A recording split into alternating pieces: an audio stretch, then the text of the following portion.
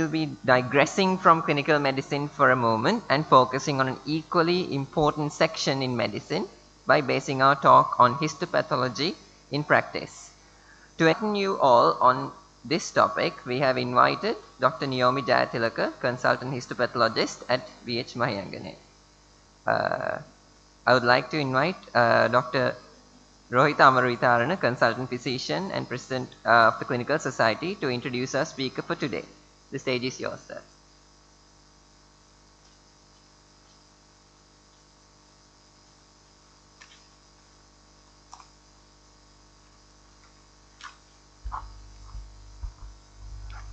Good afternoon, everybody, and you all are welcome to today's session, academic hour organized by Clinical Society of Mahiyanganaya Hospital. Let me introduce today's speaker, Dr. Niyomi Jayathilaka, consultant histopathologist, base hospital Mahiyanganaya, MBBS, Peradeniya, MD, histopathology, Colombo. She graduated from the University of Peradeniya and obtained her MD histopathology from the University of Colombo. Also, she obtained diploma in histopathology 2023 from Royal College of Pathologists. She is going to talk on histopathology in practice, from sample to glass slide. I'm sure it should be a very useful lecture. And yeah, she has special interest on renal pathology and GI pathology. Yeah, over to you, Doctor.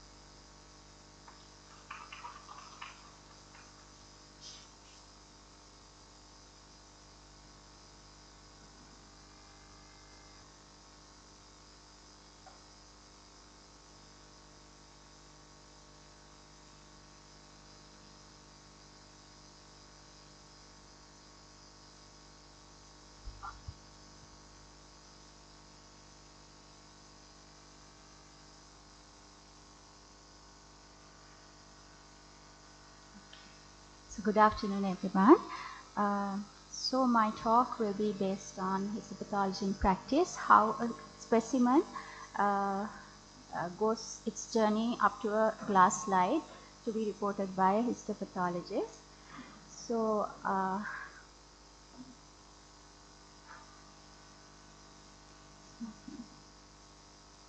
okay, so I will, my talk will be basically on a basic introduction to what pathology is initially, and then I will go on to discuss about the different phases of pathology practice, and followed by more emphasis on different components of these phases that I thought would be important to everyone in the clinical practice.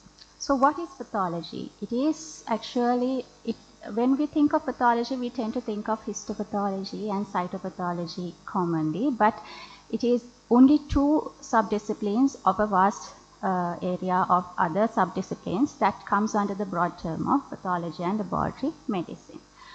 So it is, WHO gives this definition of it being a complex set of medical subdisciplines covering a wide range of diagnostic testing that's needed to deliver treatment and care for many diseases. And they estimate that nearly about 70% of all medical decisions to be made based on this laboratory diagnosis. So it plays an important role in making the diagnosis, guiding treatment, informing prognosis, monitoring outcomes, and also public health surveillance and maintenance of disease registries. So these are the different subdisciplines that come under the broad term of pathology and laboratory medicine. So you can see histopathology and cytopathology are only two subdisciplines out of many others that includes immunohistochemistry, molecular genetics, clinical biochemistry, transfusion medicine, microbiology, and forensic pathology. So this diagram was initially devised by the WHO to show the role of pathology in the management of cancer patients. But I think it is also applicable to any other diseases, may it be a degenerative disease, an inflammatory condition, or an infectious disease. So initially for the diagnosis, we do a small or a minimal invasive thing like cytology or a biopsy. And after establishing the diagnosis, we go ahead with the resection as the treatment. And there we give the diagnosis, we confirm the diagnosis that is being made clinically, or else we give the diagnosis, the prognostic factors that would be important to guide the treatment of the patient. And then the patient will be followed up again with minimally invasive procedures like biopsies and cytology.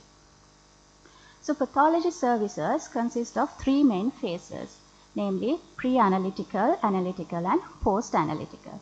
So each of these phases consists of multiple components. As you can see in this diagram, the pre-analytical phase consists of collection of specimens, specimen fixation, specimen identification, filling the requisition form, and transportation of the specimen to the pathology laboratory. The analytical phase consists of the reception, that is where the pathology lab starts playing the role, where they receive the specimen and then they accession it, and if it is a surgical specimen, they will go on to grossing, tissue processing, embedding, sectioning, and ultimately staining. If it is a cytological specimen, it will be processed and then stained straight away. In the post-analytical phase, you have this reviewing slides and reporting results, retention and disposal of block slide and the remnant tissue, and archiving of patients' data and reports. So as you can see, the pre-analytical phase is like we solely depend on the operating theatre staff when it comes to the pre-analytical phase, because it's the surgeon who collects the specimen and put it into the fixation, and they are the ones who identify the specimen, label and fill the request form, and the other supportive staff will transport it to the laboratory. And the role of pathology lab starts from the analytical phase, where they receive the specimen. After that they accession it, and then doing the grossings, processing, embedding, everything is done in the pathology lab, and mostly by the histopathology laboratory technicians, except for the grossing, because grossing is mainly done by either a pathologist or a trainee in pathology. And it's the main role of the pathologist when it comes to the post-analytical phase. The pathologist is the one who is responsible for the reviewing slides, reporting the results, and reporting immunohistochemistry and molecular results, and giving the diagnosis. So going into each of these components, when it comes to collection of specimen, once the physician or the surgeon makes the decision to collect a specimen, the specimens can be of various types. If it is a surgical specimen, it will come in the form of a biopsy or a surgical resection. I mentioned a few types of biopsies that we get frequently, and if it is a cytological specimen, we get them in the forms of smears, body fluids, or aspirates. So there are some general rules that we have to abide by when we are collecting specimens. So initially, the first thing is we have to verify patient identification, the type of specimen, and the site of specimen. So we have to clearly know that we are going to operate on the correct patient on the correct site. And you have to be mindful of the different types of tests that are required. So bearing that in mind, you have to sample adequately and accordingly. And the specimen has to be representative of the lesion as well. If the lesion is very big, it is recommended to take numerous biopsies rather than going to one or two biopsies, because sometimes the diagnostic areas can be very focal, and some pathologies are there that we have more than one morphological area that would be helpful in making the proper diagnosis.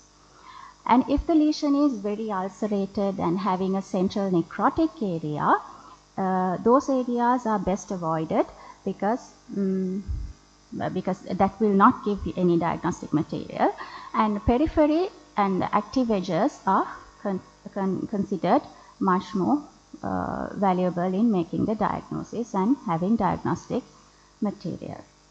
And you have to avoid the crush artifact. When you're collecting specimens with the biopsy forceps, you have to make sure that you don't crush the specimen too much, which can cause a lot of artifacts and hinder the diagnosis. And you have to avoid the cautery artifact. That is something that we come across very frequently. The thermal injury, if you take, especially when you're taking a small biopsy, it's best to avoid cauterization, because that can really alter the appearance of the cells. And also when it comes to interpretation of margins, when there is a lot of thermal injury at the edge, the cells are also altered, and it's difficult to exactly say what the distance is from the margin to the tumor. So, and then a recording of warm and cold ischemia time. So we don't do this on a routine basis, but in other countries they do record the warm and cold ischemic times. I'll be discussing what they are, and they play an important role in interpretation of immunohistochemistry and molecular results. Avoiding air drying of tissue is another thing that you have to keep in mind.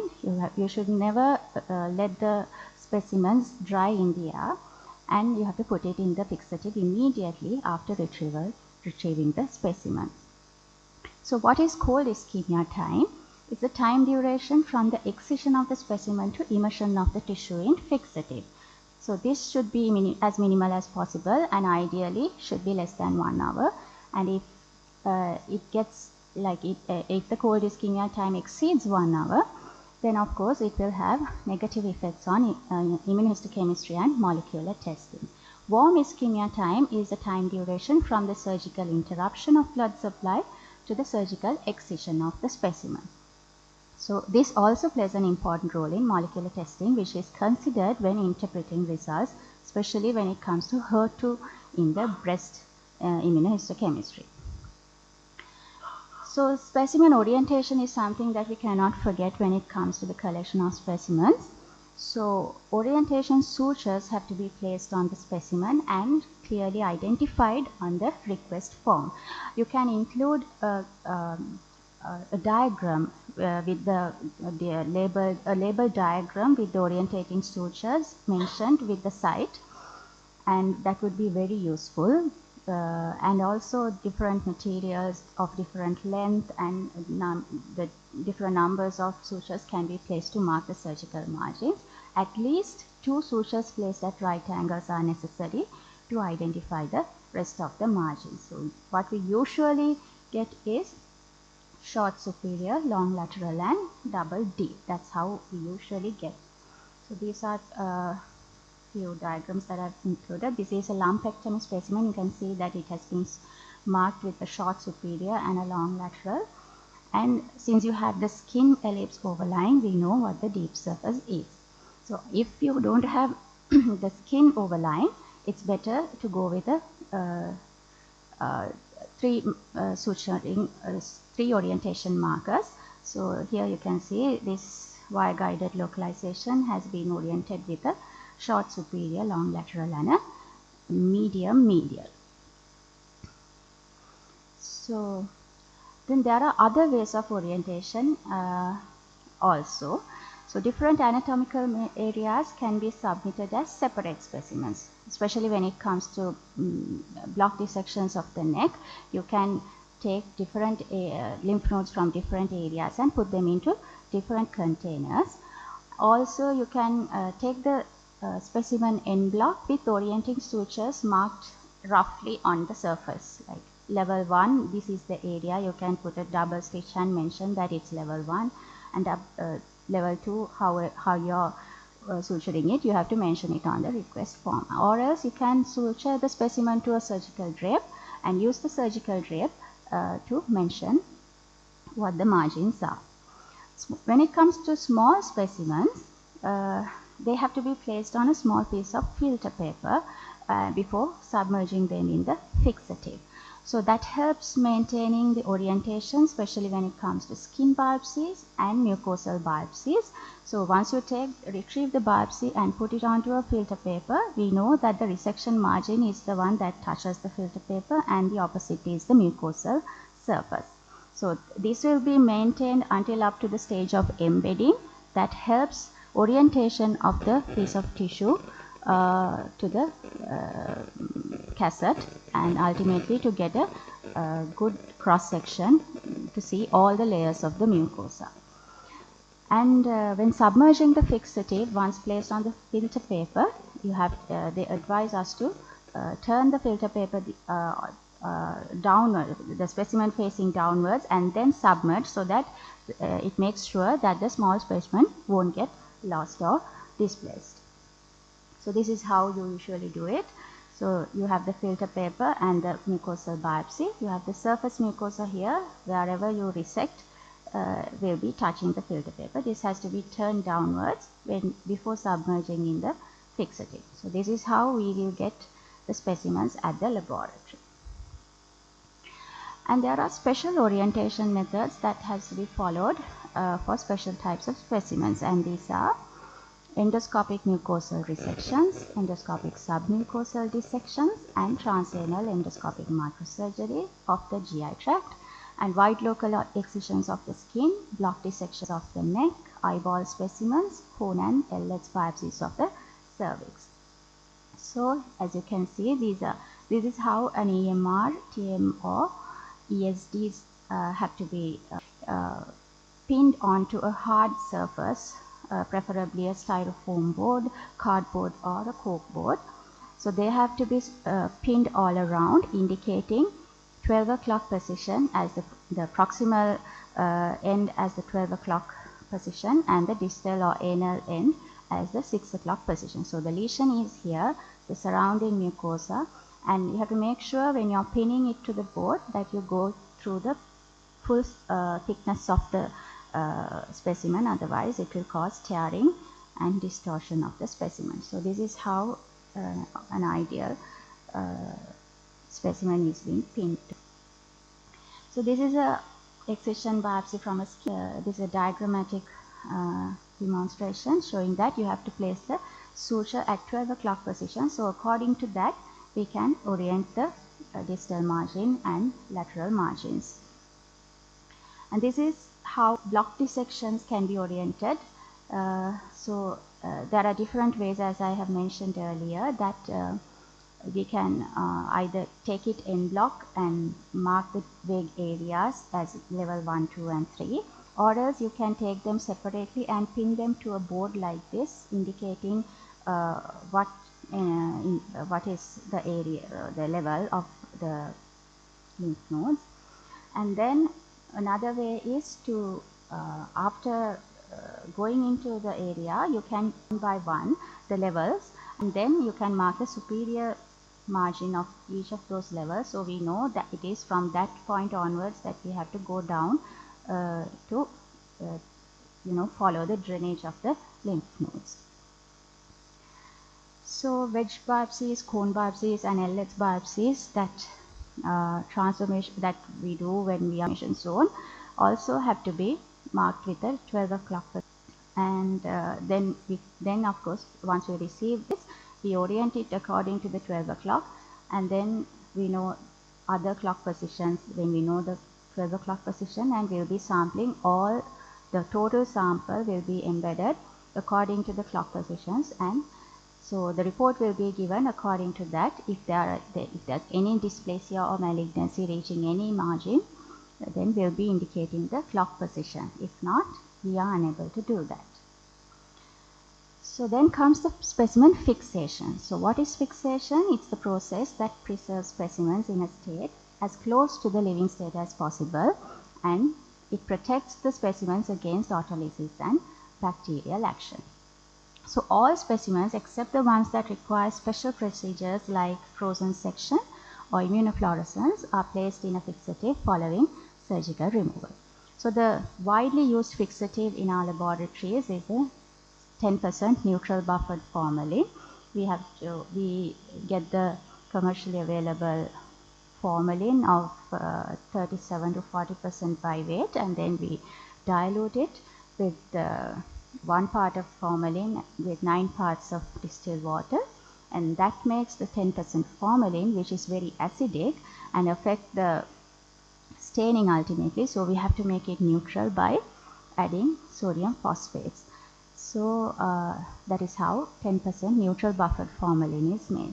So ideal volume of a fixative has to be about 10 to 20 times the volume of the specimen, and in case of unavailability of the ideal volume, it is mandatory of a minimum volume to at least completely submerge the specimen.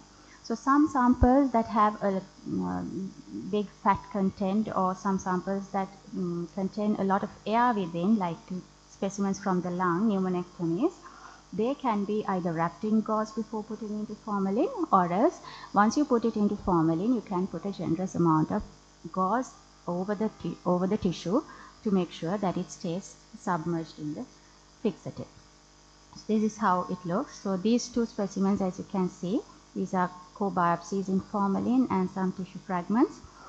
So they have a good ratio, whereas this specimen, as you can see, it's floating in the fixative, making part of it lie above the level of it reaches the pathology lab. So this is what you can do to prevent that. You can place a generous amount of gauze above the specimen to make it stay submerged in the fixative.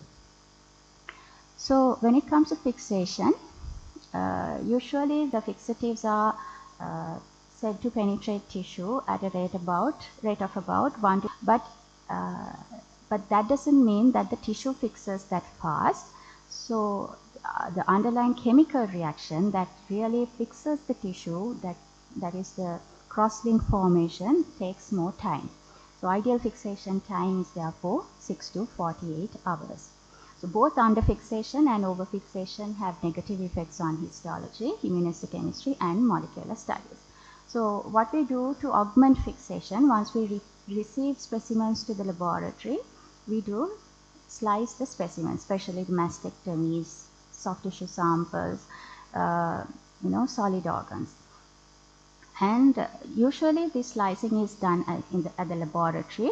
We don't usually advise the surgeons to slice, because that will distort the specimen, because the fixation will somewhat shrink the specimen or the tumors.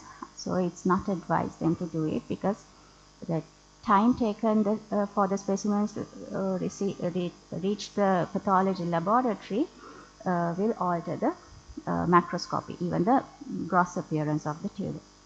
So hollow organs can be either filled with a fixative, or you can insert gauze soaked in a fixative to make sure the luminal surface is fixed. And the large specimens can either be injected with formalin along the blood vessels, or if it is a specimen from the lung, you can inject formalin along the bronchi also.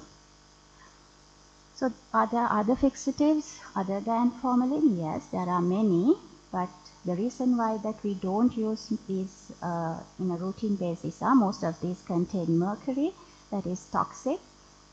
So because of that we don't use, but some of these are ideal than the formalin that we use on a day-to-day basis. So glutaraldehyde has to be definitely used if you are going to use electron microscopy. So that is the fixative for electron microscopy.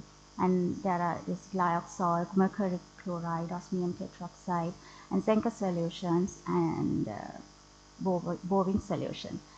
So they have their own benefits. So if you are really into going for a good yield of lymph nodes, then you can use bovine solution, which dissolves fat and it makes easy for us to find the lymph nodes. So this is how a poorly fixed specimen and a properly fixed specimen would look like when it comes to the grossing.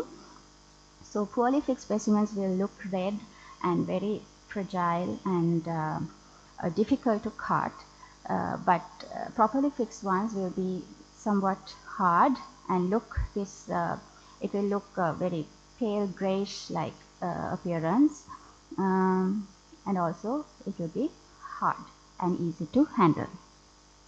So does it have any effect on the microscopy? Yes. So these two images are from the same breast carcinoma. The first photomicrograph is from the breast primary carcinoma, and the second is the first one is from the primary carcinoma, which is not fixed properly, and the second is from the lymph node deposit, which has been fixed properly. So you can see the first in the first photomicrograph, we like if we grade the tumor according to this, the grading will be very different to the original grading, because we really can't make out whether this is a tubule, whereas this actually does not have any tubules. It's a solid diffuse growth pattern, and we can't see any mitotic figures in the primary tumor, whereas you can clearly see nice mitosis in this properly fixed specimen. So it does have effects on microscopy. And this is another example to show you the same thing. So this is a kidney that has been properly fixed. So you can see the glomerulus and the tubules, how they can, the glomerulus has all the blood vessels patent and it's not contracted, or there is no retraction artifact, and the cells also, we can make out the cell margins, and the nuclei are very clear with the nuclear details. But when it comes to the poorly fixed specimen of a kidney, you can see the glomerulus is retracted, and even in the tubules the cytoplasm looks very vacuolated, and even the nuclei look vacuolated, that we really can't make out the nuclear details in this. So do they have effects on immunohistochemistry, the poor fixation? Yes. So a group of American pathologists did this research to find the delay of formalin fixation effect on breast biomarkers. So what they did was they took a fresh tumor and divided it into 8 parts, each measuring at least 3 millimeters, and then the first part was put in neutral buffered formalin as soon as they retrieved it, and the others were kept and then fixed after 10-30 minutes, 1, 2, 4 and 8 hours respectively, and another sample was stored overnight at 4 degrees of Celsius and then put in formalin. So this is how the ER expression was affected. So the specimen that was put immediately into formalin showed a very strong positive ER expression, whereas after 4 hours the same tumor lost some expression. By 8 hours the intensity is completely lost, and when the sample that was kept overnight and then fixed has some areas completely not staining. So this is the same tumor. So the first one would be a positive ER, whereas the overnight the specimen that was fixed after overnight will give you a negative ER. So that will affect the patient's treatment. This is the PR expression of another tumor of that study. So the specimen that was fixed at 0 minutes show very high expression and a positive PR, whereas when it comes to 8 hours and 4 hours also, they have lost the PR expression. So it will be interpreted as negative PR, and patient will not be given the treatment that would have been given easily if the specimen was fixed early. So when it comes to cytology specimens, the choice of staining determines the fixative.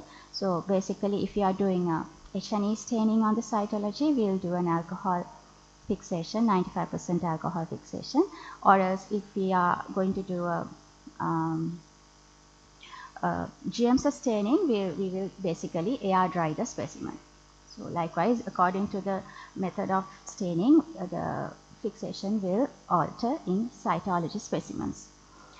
So what about the container that we put the specimen after surgery? It has to be leak-proof, wide-mouthed containers with a well-fitting lid, ideally screw-capped.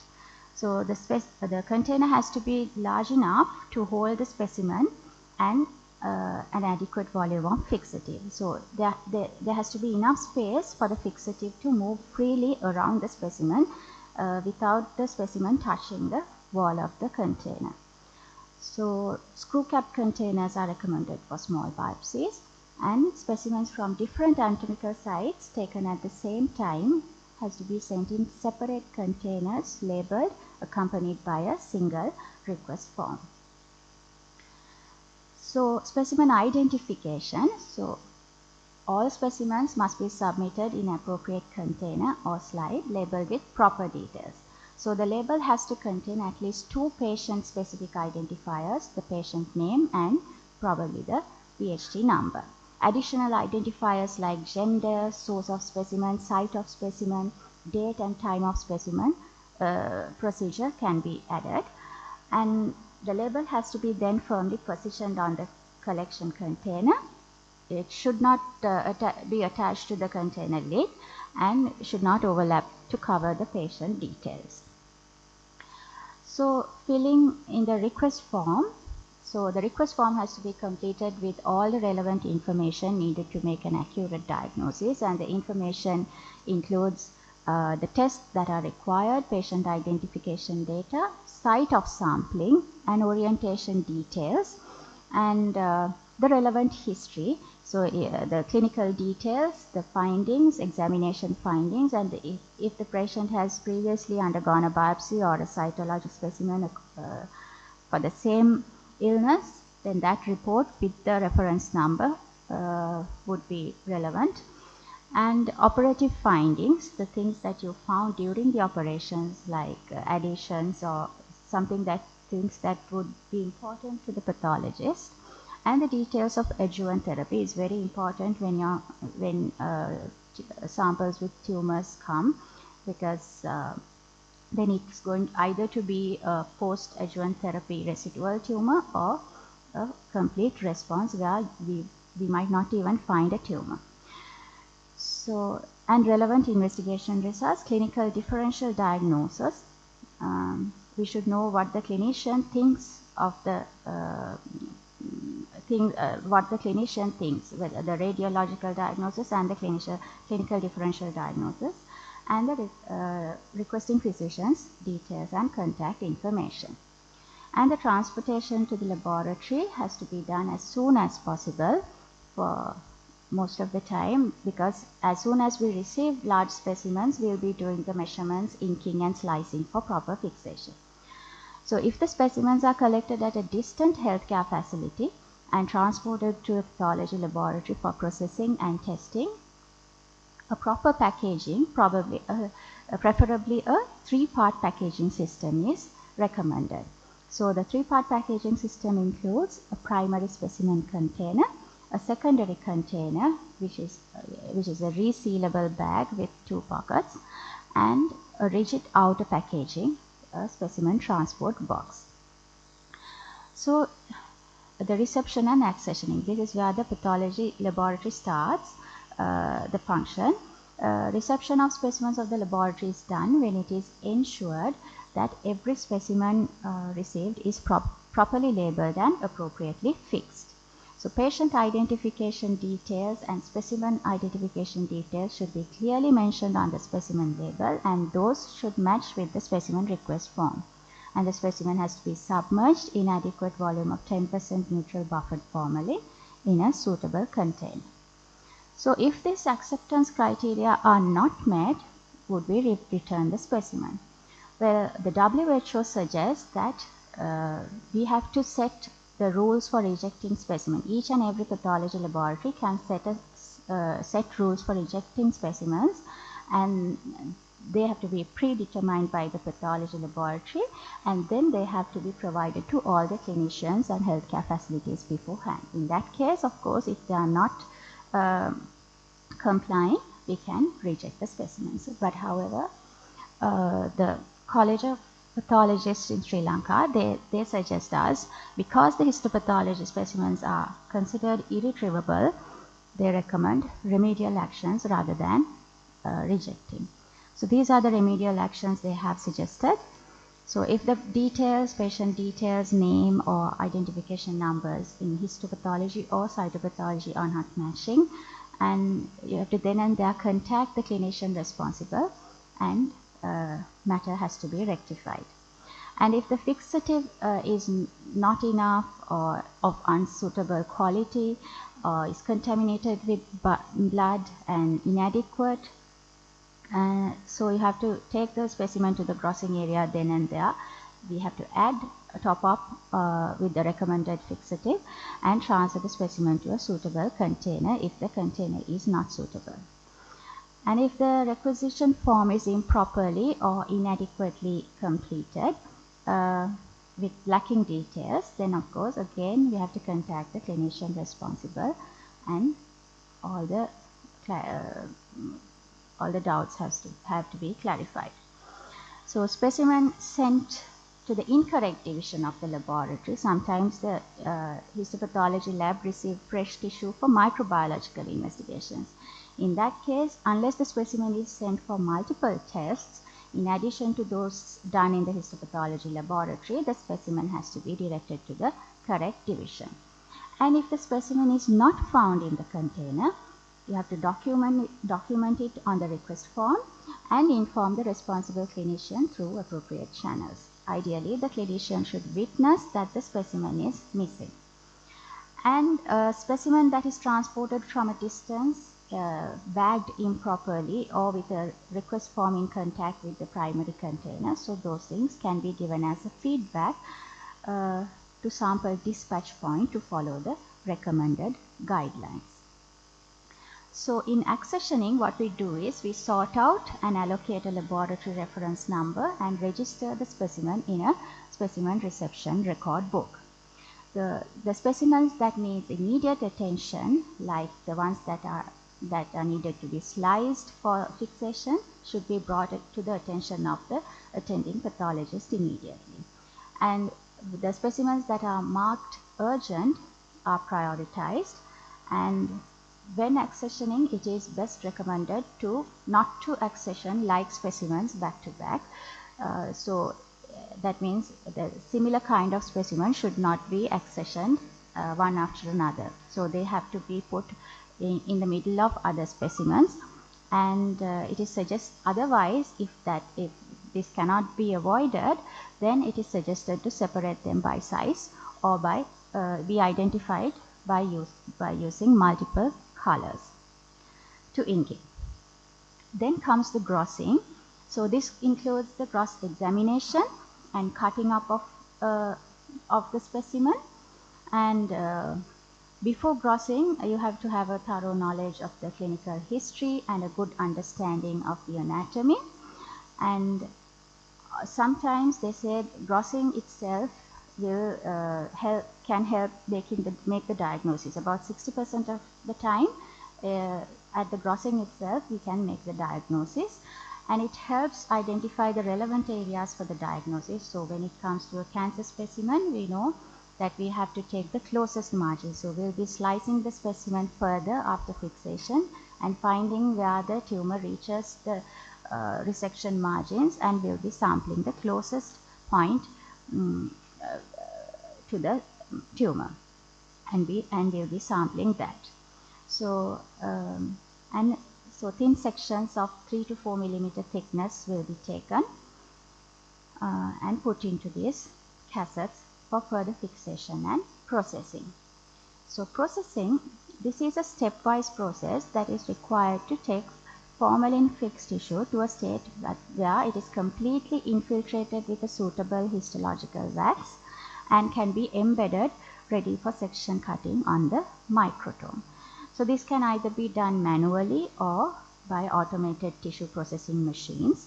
And there are two main types of processors currently being used in the laboratories. First type is the tissue transfer machine, which we call dip and dunk machine, where this is where the specimens are transferred from one container to another container to be processed. And in the other type, fluid transfer machines, which are also called enclosed machines, here the specimens are held in a single process chamber or retort, and the fluids are pumped in and out as required. So these are the two processing machines. So this is the dip and dunk machine, and this is the enclosed version of the processing machine.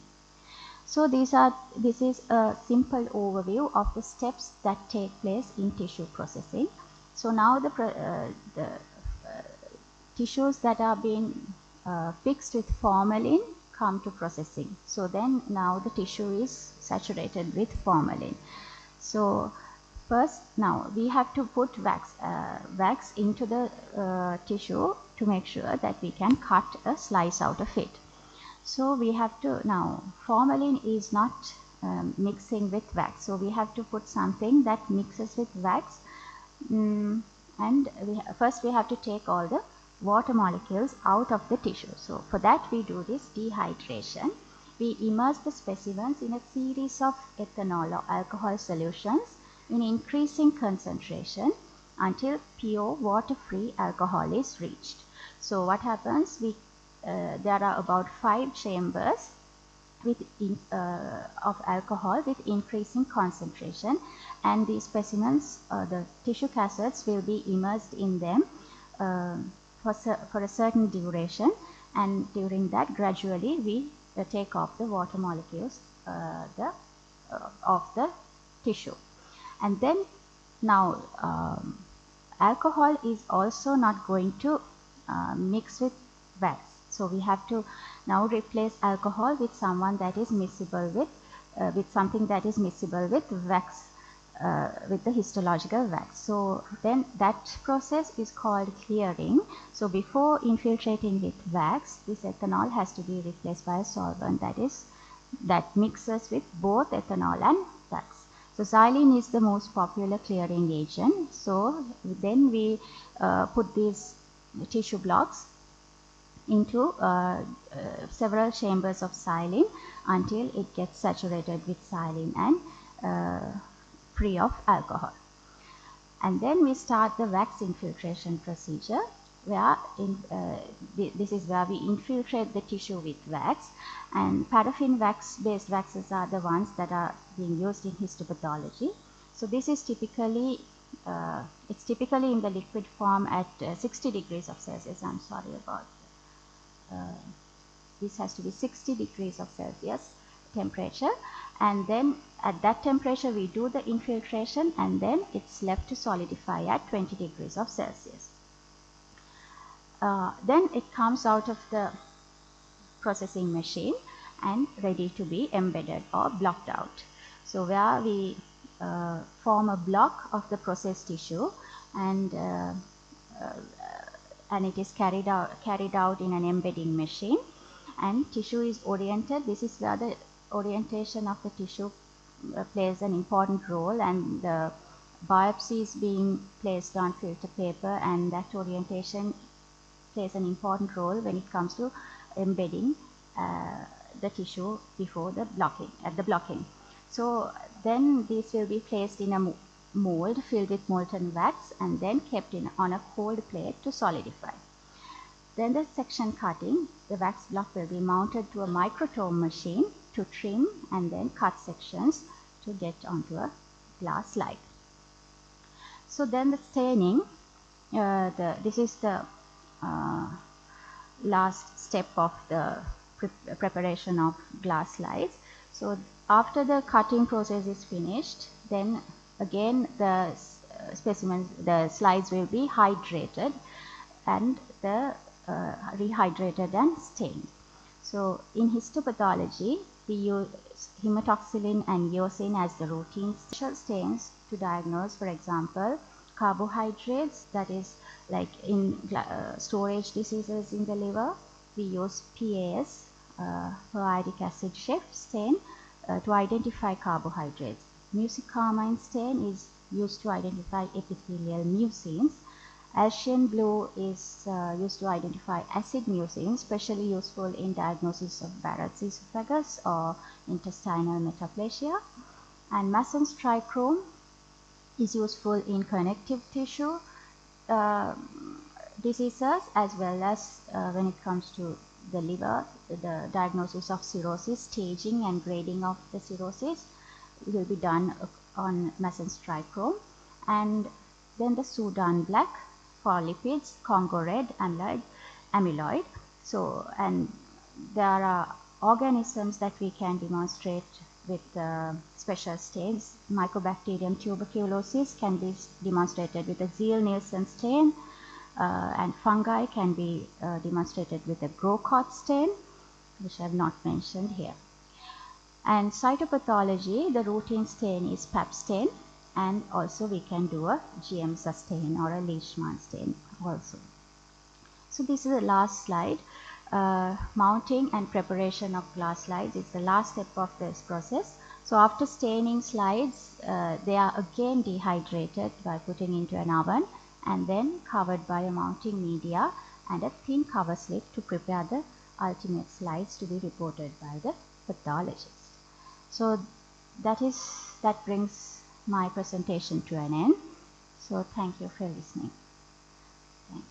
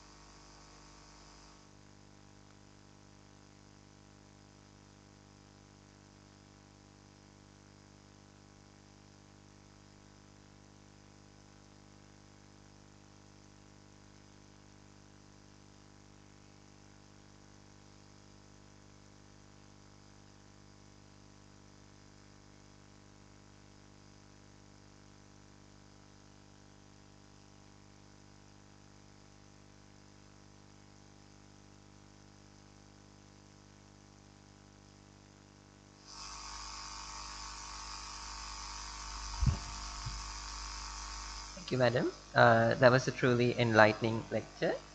I think I speak for everyone here when I say we truly appreciate you, madam, for accepting our invitation, sparing your time, and gracing us with your knowledge in the limited time that we have. Also, please take a moment of your time to answer the quiz on this topic. The link will be shared on the group now.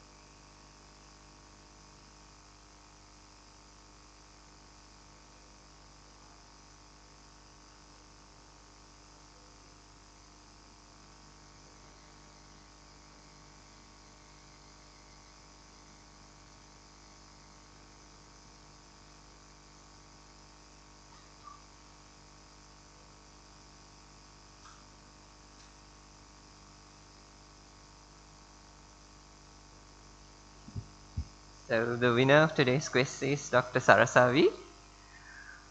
To award the gift, I would like to invite Dr. Niyomi Jayathilaka back onto stage.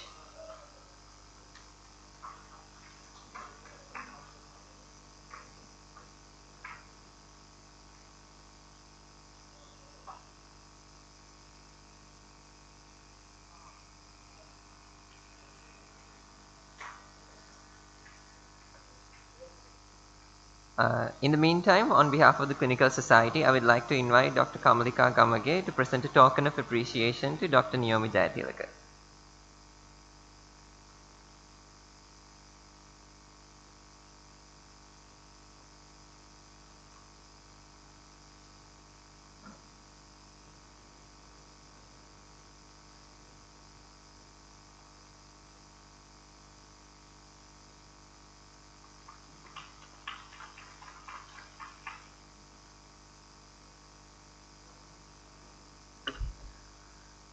Now that we come to the end of today's session, I would like to take a brief moment of your time to thank everyone who supported in making today a success. First of all, Dr. Niyomi Jayathilaka, our speaker, the GMOA branch union, the histopathology unit, and to the president of Clinical Society and all the committee members. I'd also like to thank our sponsors today, Torrent Pharmaceuticals, who have helped us in every way possible. So our next session will be on 11th of September, which will be covering a medical topic. So we would appreciate it if you would provide any feedback regarding session today. The link will be provided in the group. And do make sure to check out our blog. We have given access to all the relevant lectures, videos, and other material in it. So thank you all for participating for today's session. We hope to see you all again in the upcoming sessions as well. Good day to you all. Please make sure to collect your lunch from the registration desk. Thank you.